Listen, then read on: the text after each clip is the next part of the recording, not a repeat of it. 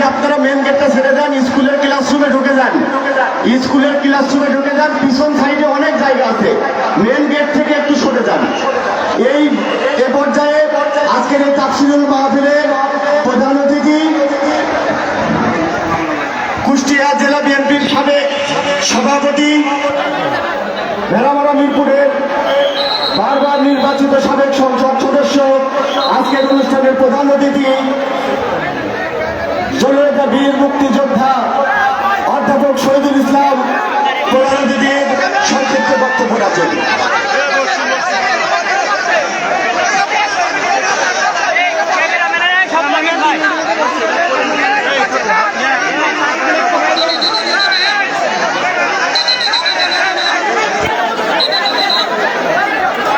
বিসমিল্লাহির রহমানির রহিম। আমার নাম নিচে হচ্ছে ভাইজান সুলতান, নিচে তো হচ্ছে, এটা যাচ্ছে না। কারণ হচ্ছে উদ্যোগে আয়োজিত এই ইসলামের কথা, আল্লাহর কোরআনের তাফসীর আমাদের আয়োজন করা হয়েছে। আজকের এই তাফসীর মাহফিল অনুষ্ঠানের সভাপতি, এই অনুষ্ঠানের প্রধানী প্রধানত আকর্ষণ প্রধান বক্তা আমাদের কুষ্টিয়া জেলার আন্তর্জাতিক খ্যাতি সম্পন্ন তাফসীরকার ইসলামী চিন্তাবিদ, সুস্পষ্ট বক্তা, জনপ্রিয় ইসলামী বক্তা, আমাদের প্রিয় ভাই মুফতি আমি আমাদের মাঝে এসেছেন, ধন্যবাদ কৃতজ্ঞতা জানাই। আমি আমাদের বক্তব্য শোনার জন্য হাজার হাজার মানুষ এখানে উপস্থিত হয়েছেন, আপনাদের সকলকে আন্তরিক ধন্যবাদ। আমি আমাদের সাহেবের ইসলামিক জলসা এবং তাফসীরের বক্তব্য দীর্ঘদিন যাবৎ আমি ইউটিউবে প্রার্থনা শুনে থাকি। এর আগে কুষ্টিয়া জেলার এসে লাঞ্ছিত হয়েছে বক্তব্য দেয়, বক্তব্য দিতে দেওয়া হয়নি, বিতাড়িত করা হয়েছে। আল্লাহ তাআলার কি মেহেরবানি, এই কুষ্টিয়া জেলার এই ধারাবাহিক আজকে হাজার হাজার মানুষের সামনে আল্লাহ তাআলা তাকে বক্তব্য রাখার সুযোগ করে দিয়েছেন। এজন্য মহান আল্লাহ তাআলার কাছে শুকরিয়া আদায় করছি। প্রিয় ভাইরা, আমার বক্তব্যের শুরুতেই আমি শ্রদ্ধার সাথে স্মরণ করছি এই অবস্থা সৃষ্টি করার জন্য স্বৈরাচারের বিরুদ্ধে ছাত্ররা প্রথমে বৈষম্যের বিরুদ্ধে আন্দোলন শুরু করলেন। পরবর্তীকালে স্বৈরাচার, অত্যাচার, নির্যাতন, হত্যাযজ্ঞের পরে জনগণ ফুসে ওঠে। লক্ষ লক্ষ মানুষ ঢাকা, রাজপথ সহ সারা বাংলাদেশের সকল জেলা সহ উপজেলা শহরে তারা আন্দোলনে নেমে পড়ে এবং ছাত্রদের সাথে আন্দোলনে একাত্মতার ঘোষণা করে গণ অভ্যুত্থান সৃষ্টি করে ৫ই আগস্ট বিপ্লবের মাধ্যমে দস্যুরা শেখ হাসিনাকে, দুর্নীতিবাজ শেখ হাসিনাকে, হাজার হাজার মানুষকে হত্যার জন্য দায়ী সেই শেখ হাসিনাকে যে ঘৃণার সাথে প্রত্যাখ্যান করে এদেশ থেকে পালিয়ে যেতে বাধ্য করেছিল এবং সেই আন্দোলনে শহীদ ভাইয়েরা, ছাত্র জনতা প্রায় ১৬০০ অধিক মানুষ মারা গিয়েছেন, শহীদ হয়েছেন, শাহাদত বরণ করেছেন। আমি তাদের আত্মার প্রতি শ্রদ্ধা জ্ঞাপন করছি। মহান আল্লাহ তাআলার কাছে তাদের জন্য শুকরিয়া আদায় করছি। একটি কথা যে আমাদের দ্বিতীয় বক্তা হুজুর এখানে আলোচনা করেছেন, আল্লাহর কোরআনের বিভিন্ন উদ্ধৃতি তিনি দিয়েছেন, কথা বলেছেন। আল্লাহ তাআলা আমাদেরকে সৃষ্টি করেছেন, আল্লাহ তাআলা আমাদেরকে অনেক নিয়ামত দান করেছেন, কিন্তু আমরা আল্লাহ তাআলার প্রতি যে আমাদেরকে করণীয় আমরা সেটা কদর করব না। আল্লাহ তাআলা কোনো অহংকারীকে পছন্দ করেন না, আল্লাহ তাআলা কোনো হত্যাকারীকে পছন্দ করেন না, আল্লাহ তাআলা কোনো দুর্বৃত্তকে পছন্দ করেন না। আমরা প্রায় ১৮ বছর এখানে শাসন করেছেন। তিনি আলেম ওলামা থেকে শুরু করে গণতন্ত্র প্রিয় মানুষ যারা অধিকার প্রতিষ্ঠার জন্য আন্দোলন করেছেন তাদেরকে নির্মমভাবে হত্যা করেছেন, জেলে পুরেছেন। আজকের যে প্রধান বক্তা তিনি কোরআনের কথা বলতে গিয়ে, কোরআনের বাণী জনগণের সামনে প্রচার করতে গিয়ে তিনি কারাবরণ করেছেন। দীর্ঘদিন কারাবরণ করে তিনি মুক্ত হয়ে আমাদের অভিজ্ঞতা আছে। উনি অনেক জায়গায় বলেছেন ওনার কোন আত্মীয় আমার পাশেই, আমার নির্বাচনী এলাকার পাশেই পাটকাবাড়ি ইউনিয়নের চেয়ারম্যান সাহেবের উপস্থিতি অনেকবার দিয়েছেন আওয়ামী লীগ তাই তো বদল দোকানি কাজল না কাজল চেয়ারম্যান। তো যাই হোক, তারপরেও অনেক নিষ্কৃতি মানি। এই বাংলাদেশ হজরত শাহজালালের বাংলাদেশ, এই বাংলাদেশ হজরত শাহজালালের বাংলাদেশ, এই বাংলাদেশ হজরত শাহী কোদালি রহমতুল্লাহের বাংলাদেশ, এই বাংলাদেশ হজরত খাজান আলীর বাংলাদেশ, এই বাংলাদেশ হজরত শাহবুদ্দিনের বাংলাদেশ। এই বাংলাদেশে হাজার হাজার আলেম ওলামা যারা রাসূল করিম সাল্লাল্লাহু আলাইহি ওয়াসাল্লামের প্রতিনিধি তারা স্থাপিত হয়েছে। আপনারা জানেন এই সরকার ক্ষমতা আসার পর ভারতের চক্রান্তে বাংলাদেশের মেরুদণ্ড আমাদের সেনাবাহিনীকে ধ্বংস করার জন্য বিডিআরের যে হত্যাযজ্ঞ চালিয়েছিল সেখান থেকে শুরু। 2013 সালে হেফাজতে ইসলামে বাংলাদেশ শাপলা চত্বরে লক্ষ লক্ষ আলেম ওলামার জমায়েত করেছিলেন। সেখানে সেই গেঞ্জি এবং এই পুলিশ, র্যাব, বিজিবি দিয়ে সেখানে যে হত্যাযজ্ঞ চালিয়েছেন, অসংখ্য আলেম ওলামা সেখানে শহীদ হয়েছেন, শাহাদাত করেছেন। অনেকের খোঁজ এখনো পর্যন্ত পাওয়া যায় না, শোনা যায়, জানা যায় বুড়িগঙ্গা নদীতে তাদের লাশ নামিয়ে দেওয়া হয়েছে, অথবা অনেকের লাশ, মুসলমানের লাশ উড়িয়ে ফেলা হয়েছে। আজকের এই পরিণতি এই আলেম ওলামাদের দ্বারা হাত করার জন্য। এই পরিণতি সংসদে আমার সাথে অত্যন্ত ঘনিষ্ঠ সম্পর্ক ছিল আল্লামা দেলোয়ার হোসেন সাঈদী, তার প্রতি অবিচার করা হয়েছে। বাংলাদেশের বসন্ত আন্দোলনে বিচারকদেরকে দলীয়করণের মাধ্যমে, প্রধানমন্ত্রীর নির্দেশনার মাধ্যমে, যে আন্তর্জাতিক বিচার আদালতের মাধ্যমে যেভাবে বিচারের নামে অবিচার করে অসংখ্য ইসলামী চিন্তাবিদকে নির্মমভাবে হত্যা করা হয়েছে। এই আন্দোলন সফল হয়েছে কারণেই আমার সহকর্মী আমাদের মাননীয় সাবেক সংসদ সদস্য ইলিয়াস আলীকে গুম করে কোথায় রাখা হয়েছে, আমার ধরে হত্যাই করা হয়েছে। এখনো পর্যন্ত আয়না ভালো তাকে বলা হয়নি এবং কোথাও থেকে তিনি ফিরে আসেননি। এই ইলিয়াস আলী সহ বাংলাদেশে 900 থেকে 1000 মানুষকে গুম করা হয়েছে, অনেককে হত্যা করা হয়েছে, অনেককে অন্ধকার কূপে রাখা হয়েছে, অনেককে আয়না ঘরে রাখা হয়েছে বা হয়েছিল, আজও পর্যন্ত তাদের জানানো পাওয়া যায়নি। এই অত্যাচার নির্যাতন আন্দোলনের সময় ছাত্রদের আন্দোলন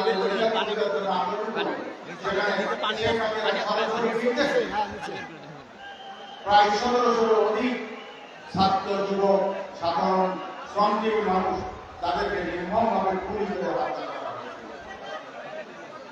কেউ এদের এই হত্যার জন্য শেখ হাসিনাকে মাফ করতে পারে না। ছাত্র জনতা তাই দাবি করেছে, বাংলাদেশের মানুষ দাবি করেছে এই হত্যাযজ্ঞের জন্য শেখ হাসিনার বিচার হতে হবে, প্রকাশ্য বিচার হতে হবে, তাদেরকে শাস্তি দিতে হবে।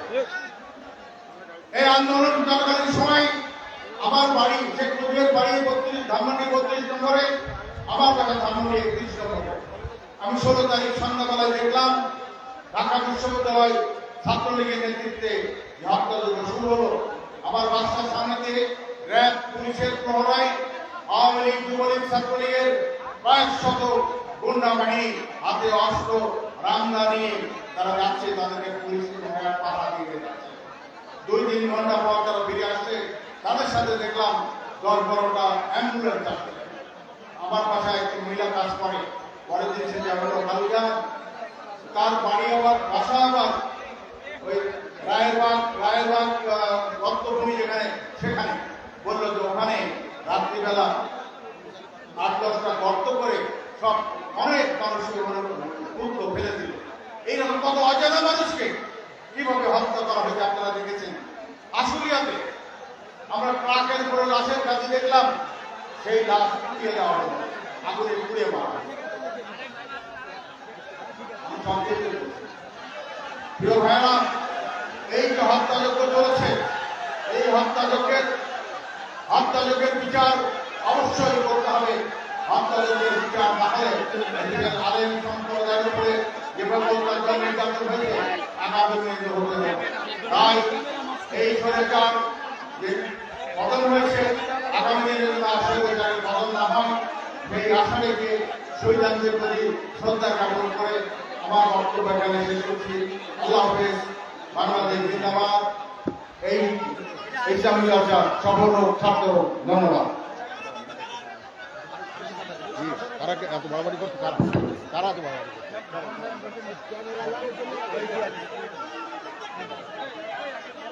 ক্যামেরার জন্য সমস্যা হচ্ছে।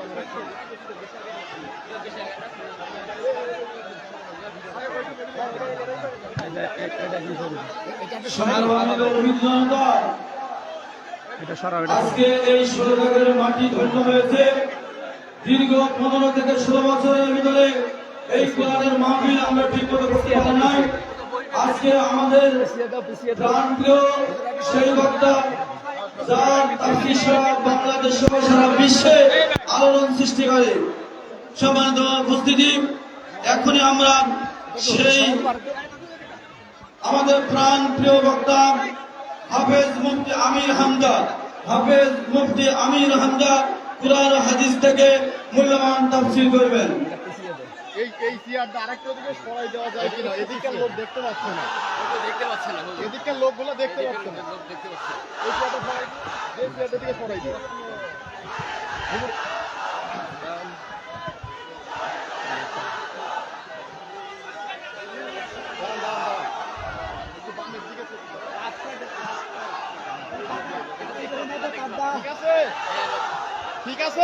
ঠিক আছে, এবার দেখতে হবে।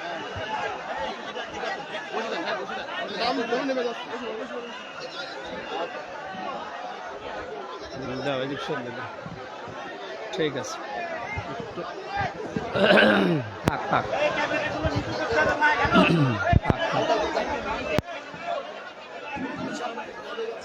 মাইকের আওয়াজ কানে লাগবে। হ্যাঁ,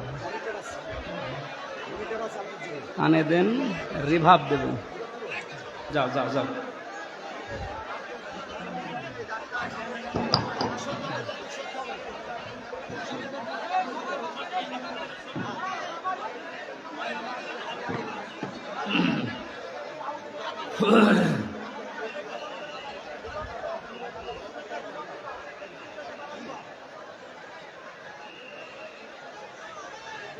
আসসালামু আলাইকুম ওয়া রাহমাতুল্লাহি ওয়া বারাকাতুহু। পিছিয়ে বসে না, এটা একটু পিছিয়ে দাও, তার একটু পিছিয়ে দাও, একটু পিছিয়ে দাও, একটু পিছিয়ে দাও, মানুষগুলো ডিস্টার্ব করবে। হ্যাঁ ঠিক আছে। এই আপনারা পিছিয়ে, আরো পিছিয়ে বসেন। এই স্যার এদিকে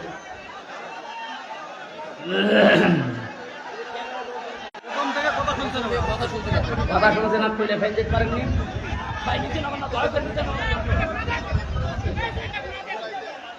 ঠিক আছে, আর এখানে এখানে পেছনে দিন। এই এটা সরান, সরান এখানে, পেছনে দিন। খালি ডিস্টার্ব করেন, যান তোরা তুই যান। এই স্যার, এই আর পিছিয়ে বসুন, যান আর পিছিয়ে বসুন। এই যে এখানে আসতে পারেন, এখানে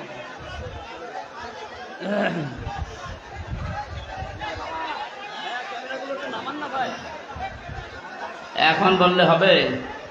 হ্যাঁ, আসরের পর থেকে যখন বেজেছে তখন নামিয়ে দিতে পারেননি। যাক, যা হয়েছে এভাবে থাকা লাগবে। এই প্রচন্ড গরমে খুব কষ্ট হচ্ছে। 1 ঘন্টা মাত্র সময় দেন, যেখানে যে আছেন ওইভাবে থাকেন। ছেলে বসো।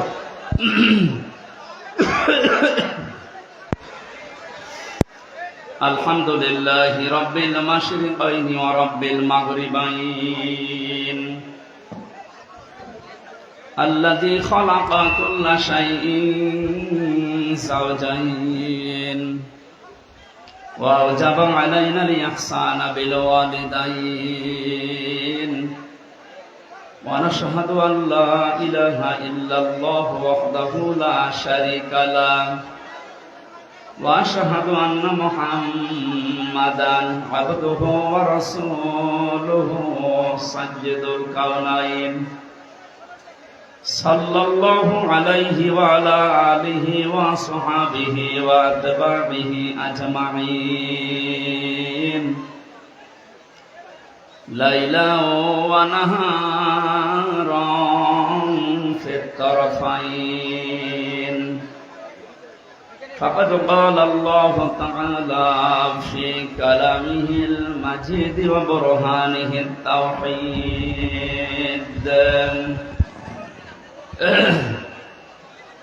এবার কথা বন্ধ করে তেলাওয়াত করেন আউযু বিল্লাহি মিনাশ শাইতানির রাজিম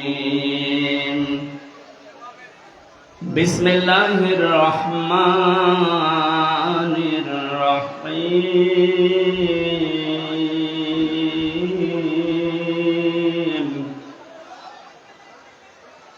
তাবারাকাল্লাযী বিয়াদিহিল মুলকু ওয়া হুয়া আলা কুল্লি শাইইন কাদির الذي خلق الموت والحياة ليبلوكم أيكم أحسن عملا وهو العزيز الغفور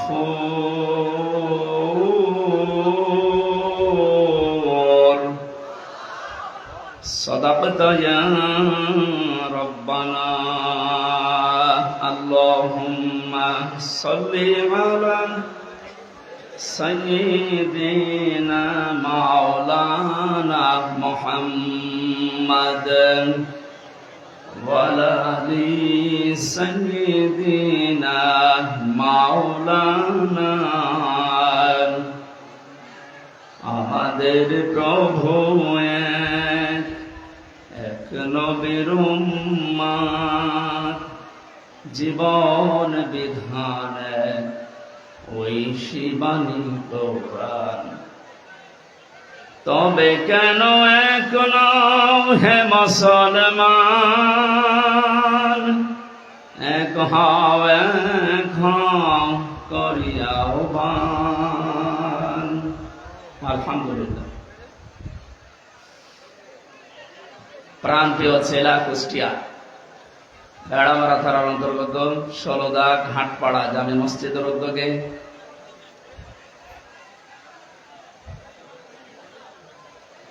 এই জায়গার কি এত জটলার এত কথা কেন? হ্যাঁ, কি দেখবেন? কি আমি কি পরিমণি? কি দেখবে? দেখার মতো মানুষ যে ছিল সে তো পালিয়েছি। কি সুন্দর চেহারা দেখেননি? সারা জীবন তো দেখলেন, এখন আবার কি দেখবেন?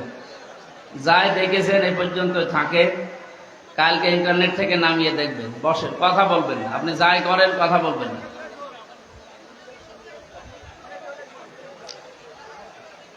মহাবিশ্বের মহাবিশ্বয় আমাদের মালিক, আমাদের মনিক, মহান রব্বুল ইজ্জাত আল জালালের মুখের পবিত্র বাণী কোরআন কারীম তাফসীরুল কোরআন মাহফিলের স্বনামধন্য সভাপতি, বিশিষ্ট আইনজীবী, আমাদের জেলার কৃতি সন্তান অ্যাডভোকেট মোহাম্মদ তৌহিদুল ইসলাম আলম দামাত বারকাতুহুমুল আলিয়া, বলেন আমিন।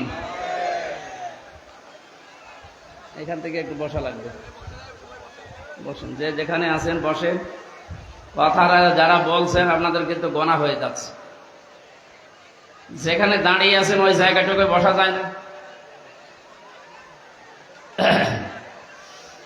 মাহফিলের প্রধান অতিথি, বাংলার কৃতি সন্তান, বীর মুক্তিযোদ্ধা, সাবেক সংসদ সদস্য কুষ্টিয়া 2, নির্বাহী সদস্য বাংলাদেশ জাতীয়তাবাদী দল কেন্দ্রীয় কমিটি, এলাকার অভিভাবক জনাব অধ্যাপক শহীদুল ইসলাম, হায়াতে তজ্জেবা সিহাতে কুল্লিয়া কামনা করছি আল্লাহ যেন দান করে। এতক্ষণ আলোচনা রাখলেন ইসলামিক চিন্তাবিদ হাফেজ মাওলানা মুফতি মইনুল হক আহসানী সালুকাটি। আলোচনা রেখেছেন হাফেজ মাওলানা নজরুল ইসলাম, হাফেজ মাওলানা রমিজ ইকবাল। মঞ্চে বসা ওলামা ইকরাম, সামনে বসা মুসলমান ভাইরা, পর্দার আড়ালের সম্মানিতা মা এবং বোনেরা, প্রশাসনের ভাইরা, প্রাণ প্রিয় কুষ্টিয়াবাসী, দল মত নির্বিশেষে কোরআনের এই অনুষ্ঠানে যারা এসেছি এবাদত মনে করি। এটা এখন এবাদত চলছে না, এবাদত আরম্ভ হয়ে গেছে।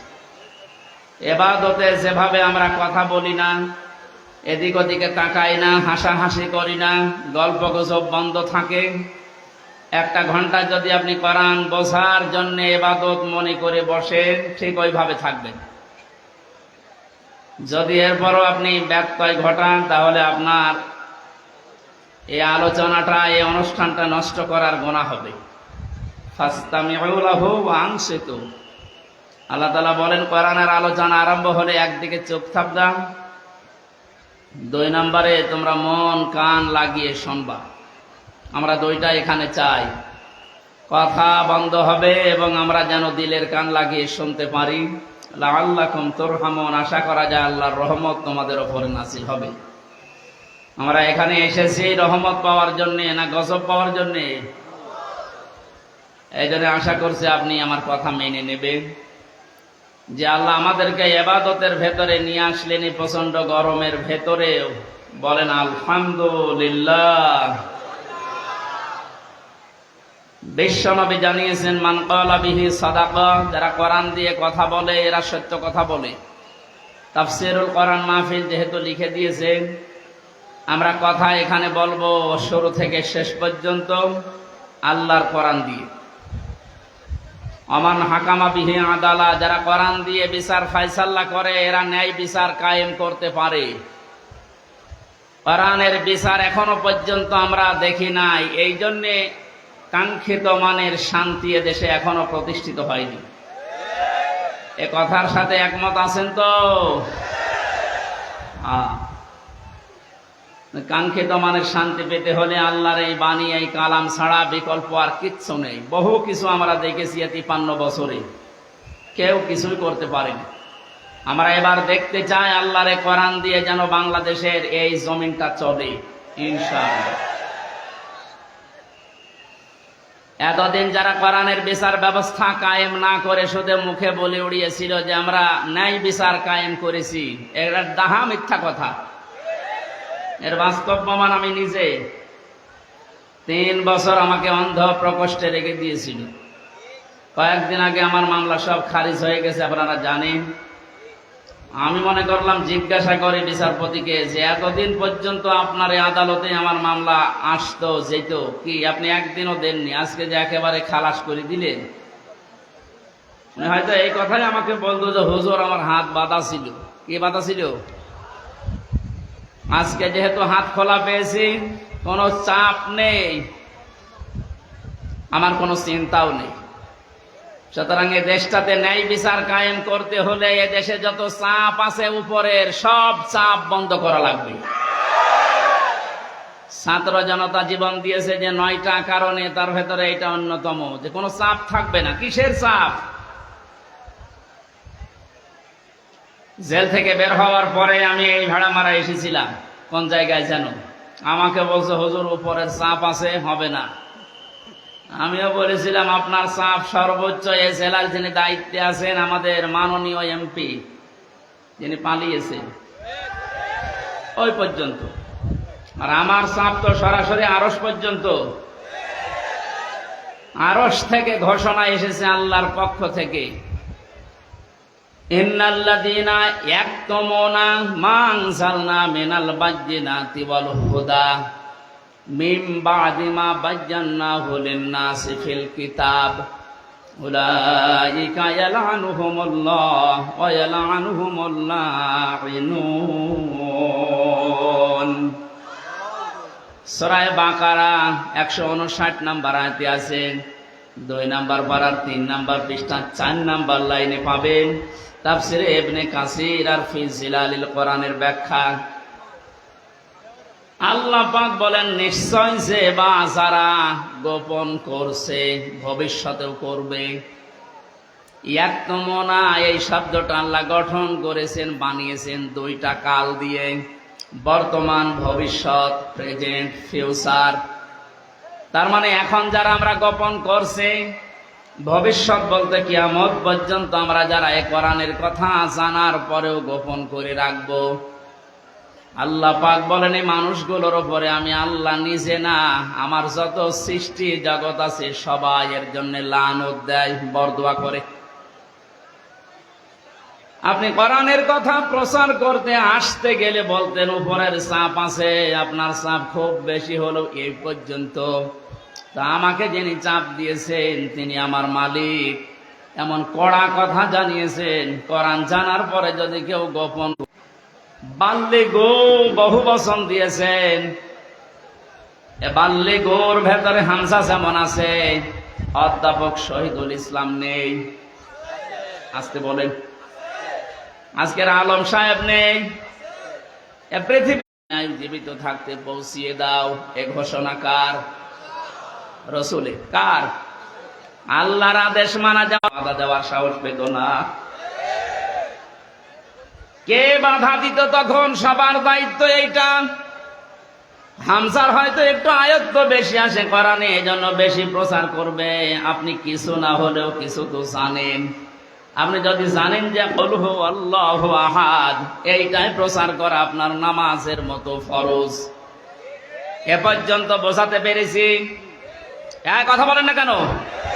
আজকে থেকে দায়িত্ব শুধু আলেমদের। বলেন, যে যতটুকু জানেন ওইটাই প্রচার করবেন, তাহলে এই দেশে কেউ আর কোরআন প্রচারে বাধা দেওয়ার সাহস দেখাবে না, ইনশাআল্লাহ।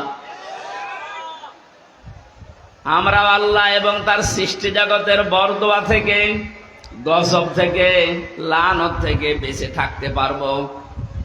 পক্ষান্তরে অপর পৃষ্ঠায় আল্লাহ জানিয়েছেন, কোরআনে কারিমের জ্ঞান থাকার পরে যদি কোনো মানুষ দুনিয়ার কোনো স্বার্থ পেয়ে সিদ্ধির কারণে গোপন করে রাখে,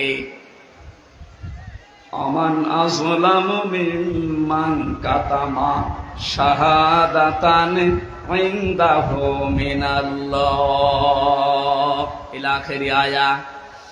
সূরা বাকারা 1 নম্বর পারার 20 নম্বর পৃষ্ঠার 13 নম্বর লাইনের 140 নম্বর আয়াতের প্রথম অংশে আছে। এটাই ইবনে কাসিরে পাবেন। আমি ব্যাখ্যা সহ বলতে গেলে অনেক সময় লাগবে, এই জন্য সামারাইজ করে করে শেষ করছি। আযলাম দিয়েছেন আল্লাহ, এটা সুপারলেটিভ ডিগ্রি বলা হয় ইংরেজিতে। এর চাইতে ভয়ঙ্কর শব্দ আর নেই আরবিতে। আল্লাহ বলেন, পৃথিবীর বড় জালেম দেখতে চাও? এই পৃথিবীতে সবচাইতে বড় জালেম আল্লাহর কাছে ওই লোকটা যার কাছে কোরআনের জ্ঞান থাকার পরেও দুনিয়ার কোন স্বার্থ পেয়ে গোপন করে রাখে। আর আমার তো মনে হয় বাংলাদেশে এই চরিত্রের মানুষ বেশি। কে জেলায় নেই? এখানে হাত তোলেন তো।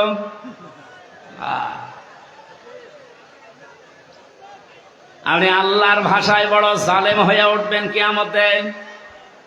আমি সেদিন মিরপুরে জালেমের ব্যাখ্যায় বলেছিলাম, জালেম এই শব্দটা এত ঘৃণিত আল্লাহর কাছে, আল্লাহ নিজে জালেমদের বিরুদ্ধে মামলা দায়ের করবে। কুষ্টিয়াবাসী সূরা শূরা 42 নম্বর আয়াতের প্রথম অংশ, ইন্নামাল মুমিনুন্নামাস সাবিলু আলাল্লাযিনা ইয়াযলিমুনান নাস। আল্লাহ পাক বলেন, অবশ্যই আমি নিজে মামলা দেব, নিজে কেস করব, অভিযোগ দায়ের করব তাদের বিরুদ্ধে যারা এই দুনিয়াতে মানুষ হয়ে মানুষের উপরে অত্যাচার করছে এবং করবে। আল্লাহ ইয়াসলিমুন আল মুসলিমুনা দেননি যে মুসলমানদের উপরে শুধু অত্যাচার করে তারা আমার মামলার আসামি না। ইয়াসলিমুন আন নাস, পৃথিবীতে যে কোনো ধর্ম অনুসরণ করতেই পারে, কিন্তু তো মানুষ, ও কি মানুষের উপরে যারা জুলুম করছে ভবিষ্যতেও করবে। কেন ভবিষ্যৎ দিলেন? আল্লাহ জালিম না দিয়ে ইয়াসলিমুন দিলেন কেন? পৃথিবীতে এখনো অনেকে জুলুম করছে, এমনকি এই পৃথিবীতে অনেকে এখনো টার্গেট নিয়ে আছে ভবিষ্যতে জুলুম করবে। এটা আমি বেশি বলে ফেললাম। অনেকে যে জুলুম করবে তার ভাবসাব দেখে বোঝা যাচ্ছে। জালেমরা তো পালিয়েছে, জালেমের পরে 5 তারিখ থেকে আজকের এই 9 তারিখ, এই 1 মাস 4 দিনে আমরা অনেককেই জুলুমের সাথে জড়িত হতে দেখে ফেলেছি। এখন যদি আপনি জুলুম শুরু করেন, থালা হাতে পেলে কি করবেন? সুতরাং আপনি থামেন। যারা জুলুম করছেন তাদের সর্বোচ্চ নেতা বারবার ওখান থেকে ভিডিও বার্তা পাঠাচ্ছে যে থামেন। এ দলের নাম নিয়ে কেউ যদি জুলুম করে, অত্যাচার করে, চিন্তায় করে, যে কোনো কাজ করে, এর জন্য দল দায়ী না, সে তার নিজের জন্য দায়ী। এদেশের মানুষ কন্যা নামে যিনি পরিচিত ছিলেন, আমরা দেখেছিলাম, বাতাস একটু ঘুরে গেছে তখন ইনি ভিডিও বার্তা দিয়েছে, ছাত্রলীগ এটা আওয়ামী লীগের কোন অঙ্গ সংগঠন না। এত আদর মহব্বত দেখতাম, অথচ বাস্তবতায় একটু বাতাস ঘুরেছে। তাই যদি এই পরিচয় দিয়ে ওরা আমাদের দলের কেউ না, অঙ্গ সংগঠন না, যিনি অলরেডি এখন ঘোষণা দিতে আছে প্রতিদিন কিছু মানুষের কাজ কারবার দেখে, এরপরও যদি আপনি সংশোধন না হন, আপনারও কপালে জালেমদের মতো আগুন লাগবে। আমি আর নিচে নামলাম না, নাকি আরো নামবো? অত নিচে নামা ঠিক হবে না, কারণ এখনো তো ভালো শুরু হয়নি। এই আয়াত দিয়ে যেটা শিক্ষা দিতে চাই, কুষ্টিয়াবাসী, 64 জেলার ভেতরে কুষ্টিয়া আমার কাছে প্রিয়, কারণ এখানে আমার জন্ম। সব জেলার চাইতে আপনাদেরকে বেশি ভালোবাসে একটু, কারণ এখানে আপনাদের সাথে আমার সম্পর্ক একটু বেশি। কথা বলেন ঠিক কিনা? আশা করছি আপনি বুঝেছেন। জালেমরা কিন্তু হামজার টার্গেট না, জালেমরা টার্গেট আল্লাহর। সুতরাং 15.5 বছরে যিনি জুলুম করেছেন, আমি 11টা ফেরেশতা দেখেছি। প্রথমে যেটা দিয়ে শুরু হয়েছিল বিডিআর, 950 উপরে আমার সাথে জেলখানায় 3টা বছর অনেককে দেখেছি। দীর্ঘ শ্বাস যখন ফেলতো, ডাক দিয়ে বলতো, হামজা ভাই আর 1 মাস পরে রিটায়ার্ড হয়ে যাব, অথচ 14 বছর জেলে আছি, কিচ্ছু জানি না। আপনি এই শ্বাসটা কিভাবে নষ্ট করবেন? মাজলুম যদি কোনো কথা মুখ দিয়ে একবার বের করে ফেলে, আল্লাহর নবী জানিয়েছেন, ইত্তাকি দাওয়াতাল মাজলুম ফাইন্নাহা বাইনাহু ওয়া ইন্নাহা লাইসা বাইনাহু ওয়া বাইনাল্লাহি হিজাব। মুসলিম শরীফের হাদিস। নবীজিকে দিয়ে আল্লাহ বলাচ্ছেন, নবী আপনি বলেন, হে পৃথিবীর মানুষেরা যা করো করো, কিন্তু মাজলুমের বরদুয়া থেকে নিজেকে বাঁচিয়ে রাখবা। কারণ মাজলুম যদি এরকম কোন শব্দ বের করে ফেলে, ওটা সঙ্গে সঙ্গে আরশে চলে যায়। কত মাজলুমের চোখের পানি জেলখানার অন্তঃ কষ্টে পড়ছে। এ পৃথিবীতে দেখলাম, এই বাংলাদেশ নামে একটা দেশ, এখানে 1628 জন মানুষ এই চেয়ারে বসে দায়িত্ব পালন করছে। মেন যারা, বাস্তবে দেখেছিলাম এই 1628 জনের ভেতরে 1627 জনের হাত বাঁধা, একজনের হাত খোলা ছিল। একজনের হাত খোলা ছিল আবু সাইদের। ওর হাত যদি খোলা না থাকবে, এভাবে করে দিল কি করে?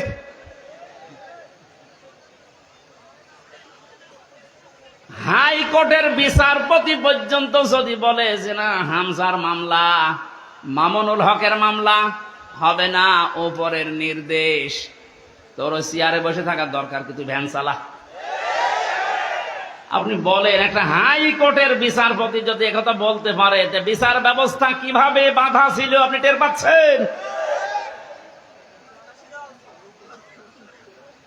একটা দেশ কত বড় দুর্নীতিগ্রস্ত হয়ে গেলে জাতীয় মসজিদের ইমাম পর্যন্ত পালিয়ে যায়। আর কার নাম বলবেন? জাতীয় মসজিদের ইমামও পালিয়ে গেছে।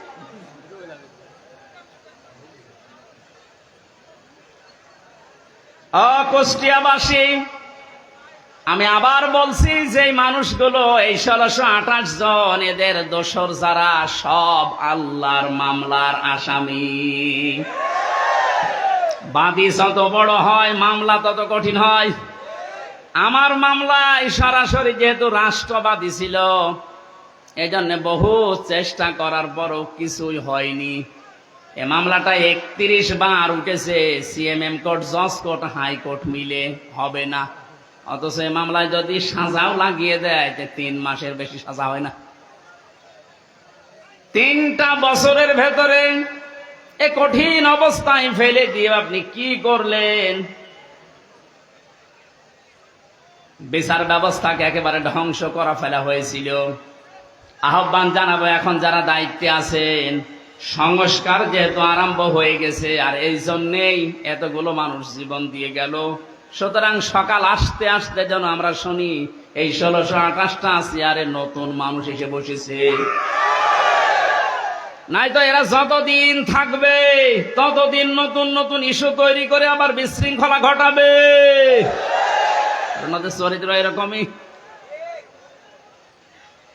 আপনি বাস্তবতা দেখেছেন, এরপরও অনেকে জালেমের পক্ষে সাফাই গাচ্ছে, স্ট্যাটাস দেয়, এখনো গোপনে ভিডিও বার্তা পাঠাচ্ছে। আপা, আপনি পাল্টাবেন না, আপনি ঘাবড়ায়েন না, আমরা আছি। আপনি ঘাবড়ালে আমরা নরম হয়ে যায়।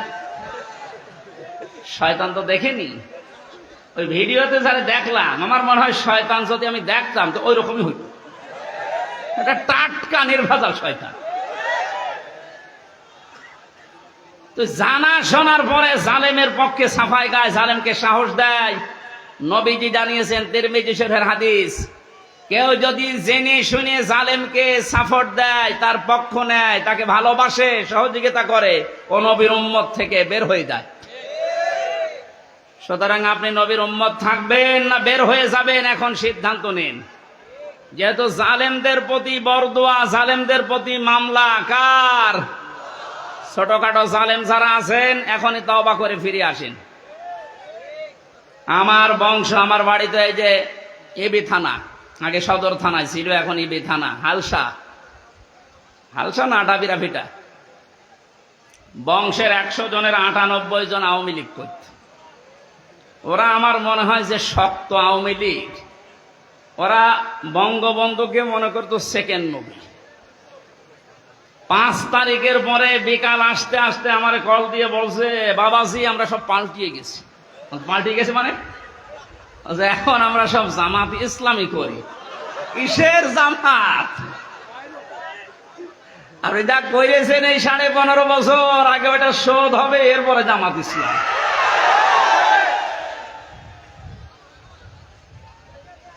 না, তারপরেও এরা যা সেকেন্ডে পাল্টিয়ে যে চলে এসেছে। এই জন্য যারা ছোটখাটো জালেম আছেন, হালকা পাতলা, আপনারা আশা করছি ফিরে আসবেন। নয়তো মৃত্যুর গড়গড়ানি শুরু হলে জালেমদের কিন্তু আর কালেমাও নসিব হবে না। বেঈমান হয়ে আবাদান আবাদান চিরকালের জন্য জাহান্নামে থাকা লাগবে। কথা বলেন ঠিক কিনা? অন্তত অন্য জেলায় যাই হোক, আমার এই জেলা জাহান্নামে যাবে, আর আমি সারা দেশে আমি ঘর ছেয়ে বেড়াই, আর আমার ঘরের খড় নেই। না, এটা করা যাবে না। আমি আহ্বান জানাচ্ছি, আপনাদের বিবেককে কাজে লাগাবেন। জালেমদের পক্ষে আমরা কোনোদিন ছিলাম না, ইনশাল্লাহ সামনে কিয়ামত পর্যন্ত এই বাংলাদেশে জালেমদের পক্ষে আমরা থাকবো না ইনশাল্লাহ। কোরআনে কারিমের অনুষ্ঠানে যেহেতু এসেছি, কোরআন কিভাবে মানুষের কাছে উপস্থাপন করা লাগে এ ধরন আল্লাহ শিখিয়েছেন কোরআনে। ওইভাবে বলবো নাকি মন মতো বলবো? কোরআনে কারীম কিভাবে আপনি মানুষের সামনে উপস্থাপন করবেন, বর্ণনা দেবেন। ১৫০০ বছর আগে আল্লাহ পাক ওটা আমাদেরকে শিখিয়েছেন। কিতাবুন উনজিলা ইলাইকা ফালা ইয়াকুন ফি সাদরিকা হারাজুম মিনহু লিতুনযিরা বিহি ওয়া যিকরা লিল মুমিনিন। বলেন আল্লাহু আকবার। সূরা আরাফ ৮ নম্বর পারা 10 নম্বর পৃষ্ঠার ১ম নম্বর লাইনের ২ নম্বর আয়াত। এটা তাফসিরে ফি জিলালিল কোরআনে ব্যাখ্যা আছে, সাইয়্যিদ কুতুব লিখেছেন। আল্লাহ পাক বলেন, নবী এই যে একখানা কিতাব, এটা আপনাকে আমি দিলাম। এটা যখন মানুষের সামনে আপনি বর্ণনা দেবেন, ব্যাখ্যা করবেন, তাফসির করে শোনাবেন, 2টা বিষয় খেয়াল করবেন। হারাজুম মিনহু লিতুনযিরা বিহি লিসাদরিকা, আপনার মনের ভেতরে যেন কোনো সন্দেহ, সংশয়, দ্বিধা, দ্বন্দ্ব, ভয়, ভীতি এগুলো আপনার মনে যেন না ধরে। ওয়া যিকরা লিল মুমিনিন, কোরআন এই দেশে, এই পৃথিবীতে মুমিনদের জন্য উপদেশ।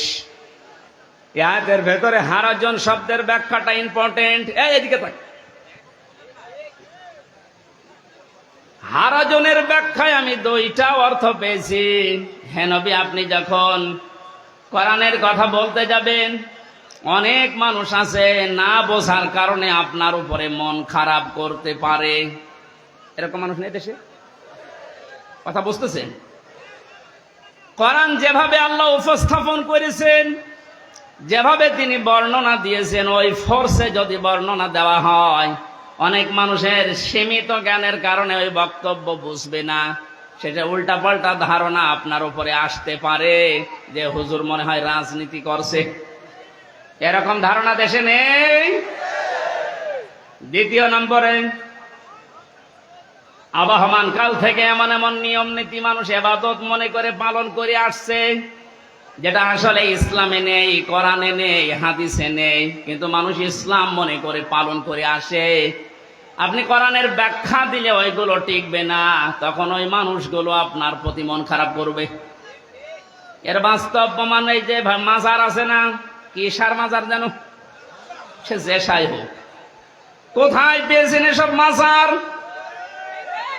কিছু মানুষের মাজারের প্রতি এত মহব্বত, আমার মনে হয় বিশ্ব নবীর উপর এত মহব্বত নেই।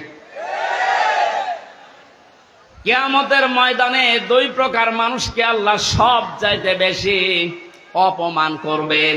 তার 1 নম্বরে দুনিয়ায় যারা মাজারের খাদেম ছিল।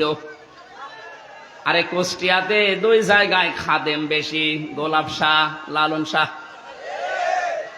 আর জায়গা পান না খেদমত করার। কথা বলে না কেন?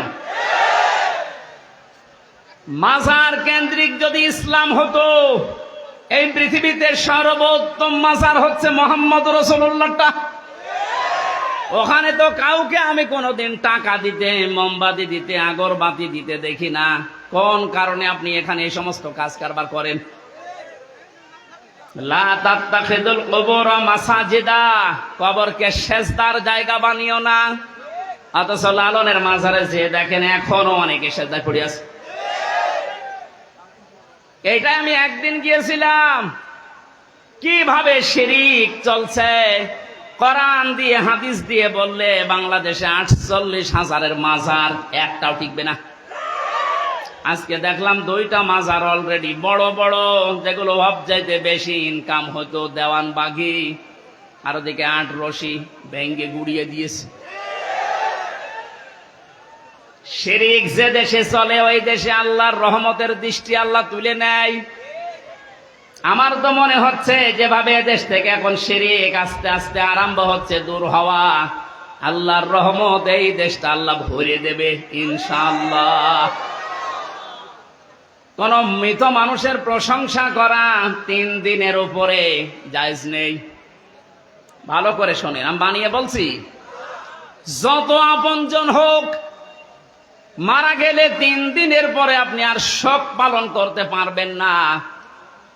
3 দিন পরে শোক পালন করা জায়েজ নেই কারো, কেউ মারা গেলে।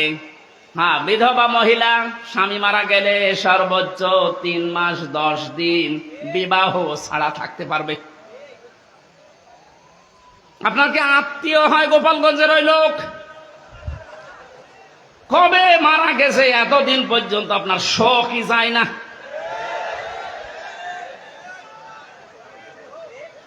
আপনাকে রাগ হয়ে গেল? তাহলে হাদিস কেটে বাদ দিয়ে দিন। আমি তো গোপন করলে আমার সমস্যা হবে, কিয়ামতে আমার জিহ্বা কেটে দেবে। কথা বলেন। আমি আপনাকে বাঁচাতে চাচ্ছি, যেহেতু ইবাদত 1 দিন 2 দিন 5 দিন না। ওয়া'বুদ রাব্বাকা হাত্তা ইয়াতিয়াকাল ইয়াকিন, সূরা হিজরের 99 নম্বর আয়াত 14 নম্বর পারার 6 নম্বর পৃষ্ঠা 5 নম্বর লাইনে আছে। আল্লাহ বলেন ইবাদত করবা 2 দিন 5 দিন না, যতদিন মরণ না আসে ততদিন। এটা যদি একটা ইবাদতের কথা বলছি, শোক পালন করা জায়েজ নেই 3 দিনের উপরে। এখানে ইমাম হোসাইন মারা যাওয়ার পরে আজও যারা শোক পালন ছাড়েন না, আপনি ইসলামে নেই। এটা একটা বেদাত। এক কথা বলেন না কেন? আপনার মহাব্বত ইমাম হোসাইনের প্রতি এত বেশি যে হাই হোসেন করে পিঠের চামড়া তুলে ফেলছেন। তো ওনার তো আর একটা ভাই ছিল হাসান, উনি মারা গেছে বিষ খেয়ে। একটু বিষ খান তো দেখি। পুরাটা বাটপারি এটা। ইমাম হোসাইনকে নিয়ে যদি এই মানুষগুলো আবেগ দেখিয়ে এরা বাটপারের পর্যায়ে পড়ে, পৃথিবীতে ইমাম হোসাইনের পর আর কে এত দামি থাকতে পারে যে তার জন্য আপনাকে বছরে বছরে মাসে মাসে দিনে দিনে শোক পালন করা লাগবে? এটা ইসলাম না। ইসলামের ভেতরে নতুন করে আপনি এটা সংযোজন করেছেন, আপনি বেদাত পন্থী। নবীজি জানিয়েছেন, কেউ যদি বেদাত আরম্ভ করে, এবাদত না অথচ এবাদত মনে করে পালন করতে বলে, ওই লোকটাকে সালাম দেওয়া পর্যন্ত সাইজ নেই। কত বড় কঠিন কথা দেখেছেন। যারা বেদাত আবিষ্কার করে তাদের সালাম দেওয়া জায়েজ নেই। অথচ এমন হাদিস আমি কোনদিন পড়িনি, পাইনি যে নামাজ পড়ে না তারে সালাম দেওয়া যাবে না। পেয়েছেন? কেউ পেয়েছেন? নেই। রোজা রাখে না তারে সালাম দেওয়া যাবে না, আমি পাইনি। কিন্তু ইসলামের ভেতরে নতুন করে কিছু ঢুকিয়ে কেউ যদি ওইটা ইসলাম মনে করে পালন করে, তারে সালাম দেওয়া জায়েজ নেই। আর এগুলো সব বেশি হয় এই 48,000 দরবারে। এই জন্য শিরিক যখন এই দেশ থেকে বিদায় নিচ্ছে, আল্লাহ রাব্বুল আলামিনের রহমত এ দেশে বৃষ্টির মতো নাজিল হবে ইনশাআল্লাহ। তাই বলে আবার বৃষ্টি শুরু হয়ে গেল নাকি?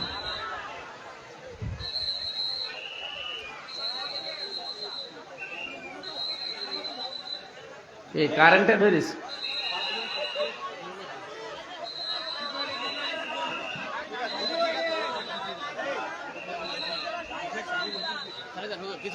কি সমস্যাটা বলবেন তো? দেখতে পাচ্ছে না তো কি করা যাবে? মা এখানে প্রায় 1 কিলোমিটার শুধু মানুষ দেখে আসলাম। 1 কিলোমিটার শুধু মানুষ, পা ফেলার জায়গা নেই। যেখানে আছেন ওইভাবে থাকেন ভাই। আর আপনাদের এই চাইতে আর বড় জায়গা ছিল না? না, কষ্ট হয়ে যাচ্ছে মানুষের। মানুষকে কষ্ট দেওয়া তো ঠিক না। এখন কি করব? এদের যেভাবে আছেন থাকেন, ওইভাবে থাকেন। না, আমি সব বাদ দিয়ে দিলাম। আমি প্রবেশ করছি কোরআনের তাফসিরে। সূরা মুলক থেকে মাত্র 2টা আয়াত পড়েছি। যেহেতু তাফসিরুল কোরআন মাহফিল লিখে দিয়েছেন, এর হক আদায় করা দরকার। আমরা তাফসির আকারে আরম্ভ করছি ইনশাআল্লাহ। জবান খুলে কোরআনের সোনালী আয়াত এবার পড়েন। আউযু বিল্লাহি মিনাশ শাইতানির রাজিম। বিসমিল্লাহির রহমানির রহিম। তাবারাকাল্লাযী বিয়াদিহিল মুলকু ওয়া হুয়া আলা কুল্লি শাইইন কাদির। সূরা মুলক কোন সূরা? মুলক শব্দের শাব্দিক অর্থ রাজত্ব। মুলক মানে কি? আল্লাহ রাব্বুল আলামিন সূরা মুলক নাযিল করে 30টা আয়াত দিয়েছেন, 3টা রুকু দিয়েছেন। এর প্রথম 2টা আয়াতে আল্লাহ নিজের পরিচয় তুলে ধরছেন, নিজের বড়ত্ব, মহত্ব, আমিত্ব।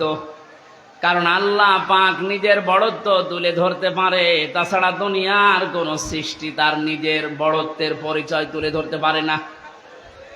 এই গুণটা শুধুমাত্র আল্লাহর। কারণ অহংকার করা, বড়ত্ব করা এটা আল্লাহর চাদর, ইজার।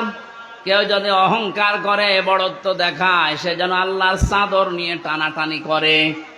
হাদিসে কুদসি, পৃথিবীর কোন সৃষ্টি যদি আল্লাহর চাদর নিয়ে টান দেয়, আল্লাহ তাকে জমিনে আছাড় দিয়ে অপমান করে। এর বাস্তব প্রমাণ এই 5 তারিখের আগে জালিমরা। ধরাকে সারা জ্ঞান করে এমন কোন বিষয় নেই, বিভাগ নেই যেখানে ওরা অহংকার আর তাকাব্বরি, বড়ত্ব দেখায়নি। আল্লাহ পাক ধরেছেন এমন কায়দায়, ওয়ালাহুম আযাবুম মুহিন। আল্লাহ বলেন, জালেমদেরকে যখন আমি ধরি, এই মানুষগুলোকে অপমানজনক শাস্তির একেবারে নিম্নে পৌঁছিয়ে দেই। কত বড় অপমান আল্লাহ করেছে এই কালামানিককে। ওর বিসি পর্যন্ত উড়ে গেছে, আর কি দেখাবে আল্লাহ? যেদিন ওর বিসি উড়ে যায়, সেই দিন আমি শুকরিয়া আদায় করেছি, মাবুদ, এই লোকটা বিচার ব্যবস্থায় থাকতে যত অবিচার করেছে, ও তো মানুষ ছিল না, একটা টাটকা জানোয়ার ছিল। ওর কারণে যত মানুষ বিনা কারণে দুনিয়া থেকে বিদায় নিয়েছে, মরণের আগে ওই রকম কঠিন শাস্তি ওরে তুমি দিও। একটা দিন যাচ্ছে, ওর শাস্তির মাত্রা বাড়ছে।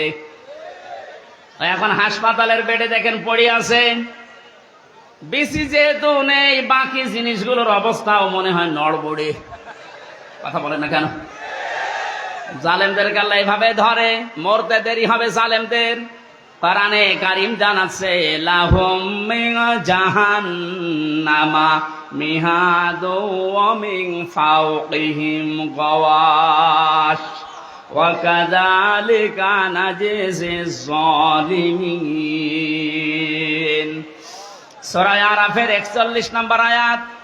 আল্লাহ পাক বলেন, এই মানুষগুলোকে, হে নবী, আপনি যখনই কবরে রাখবেন এই জালেমদের, ওদের কবরের উপরে আমি আল্লাহ জাহান্নামের আগুনের পোশাক দিয়ে দেব, বিছানাটাও হয়ে যাবে জাহান্নামের আগুনের। কারণ এইভাবে করে আমি জালেমদেরকে একটার পরে একটা শাস্তি দিতে থাকি। এই জন্যে আল্লাহর যে বিষয়টা সাজে, বড়ত্ব করা, অহংকার করা, এটা যেন কিয়ামতের আগে কেউ করবেন না। তাহলে আষাঢ় দেবে কে? আরো জোরে বলেন কে? আল্লাহ আষাঢ় দিতে পারে না? পারে না? বলেন। আরো দেখবেন কি আষাঢ় দেবে আপনাকে। আর 5 তারিখের আগেও আপনার যে দাপট ছিল, 5 তারিখে বিকাল 5টা বাজতে বাজতে আল্লাহ একেবারে মাটির সাথে মিশিয়ে দিয়েছে। ওনার বাড়ি দেখতে গিয়েছিলাম, সে দেখি ইট খুলে খুলে নিয়ে মানুষ চলে যাচ্ছে। ওর পরের দিন 6 তারিখে আমার অনুষ্ঠান ছিল ঝিনাইদহ। শুনলাম ওখানে এক জালেমকে উলঙ্গ করে পিটিয়ে মেরে টাঙিয়ে রেখেছে। একটা মানুষের উপরে কত ঘৃণা জন্মালে লাশ পর্যন্ত পিটিয়ে টাঙিয়ে রাখতে পারে বলেন তো? এই জন্য এমন কোন জীবন যেন আমরা গঠন না করি যে পৃথিবীর কেউ কোনো আফসোস করে না আমি মারা গেলে। ফামা বাকাত আলাইহিমুস সামাউ ওয়াল আরদু ওয়া মা কানু মুনজারিন। এই পৃথিবীতে এমনও মানুষ বিদায় নেয়, তার জন্য আকাশও কাঁদে না, জমিনও কাঁদে না, ইন্না লিল্লাহ কেউ পড়ে না। আমাদের জীবন আমরা এভাবে তৈরি করব না। আল্লাহ এই জন্য বড়ত্বের কথা দিয়ে আরম্ভ করলেন। তাবারাকাল্লাযী বিয়াদিহিল মুলক। আল্লাহ বলেন বড়ত্ব বরকতময়, সম্পদশালী, শক্তিশালী, সব কিছু আমি আল্লাহর কুদরতি হাতের ভেতরে। ওয়া আলা কুল্লি শাইইন কাদির। সব কিছুর উপরে একচ্ছত্র ক্ষমতা আমি আল্লাহর, আর কারণে।